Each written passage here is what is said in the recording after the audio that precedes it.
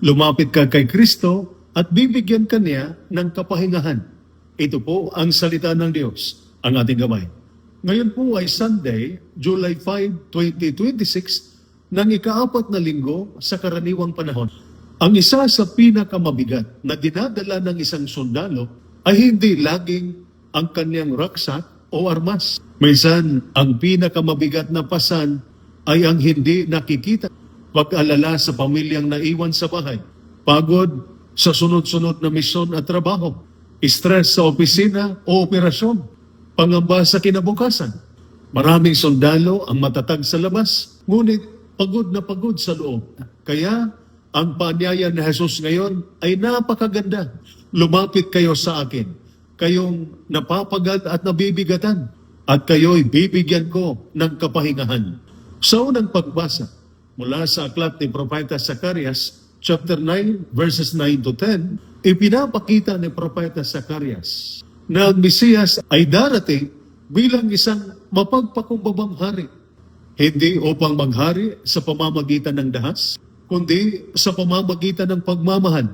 Sa ikalawang pagbasa, mula sa sulat ni San Pablo sa mga taga-Roma, chapter 8, verses 9, 11 to 13, ipinapaalala ni San Pablo na ang tunay na kapayapaan ay darating kapag hinahayaan natin ang Espiritu Santo ang gumagabay sa ating buhay, hindi ang ating takot, galit, o sariling kagustuhan.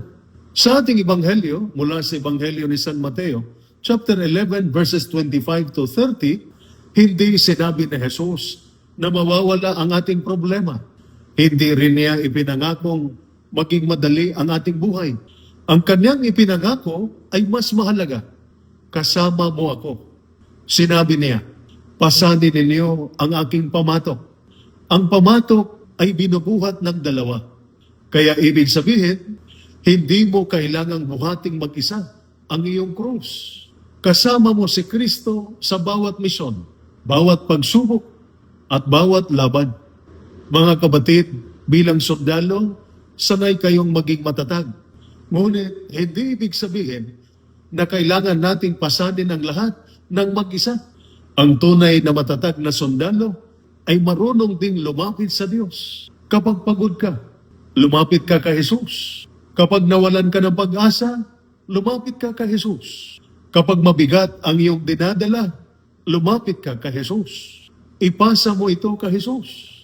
Tandaan, ang tunay na kapahingahan ay hindi matatagpuan sa mental wellness break, leave, bakasyon, o promotion. Ang tunay na kapahingahan ay matatagpuan kay Hesus Kristo. Sa linggong ito, huwag mong dalhin mag-isa ang iyong mga problema. Isama mo si Jesus sa bawat misyon, sa bawat desisyon, at sa bawat pagsubok.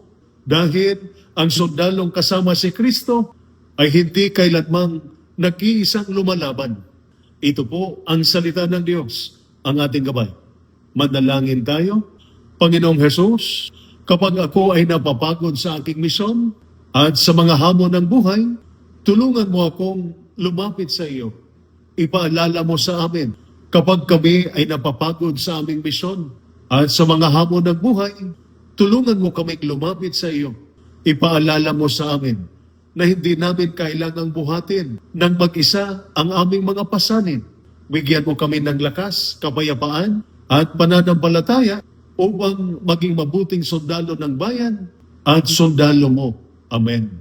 At sumainyo at sa inyong pamilya ang pagpapala ng makapangyarihang Diyos, Ama, Anak, at Espiritu Santo. Amen. Santa Maria, Ina ng Diyos, ipanalangin mo kami. San Jose, ipanalangin mo kami.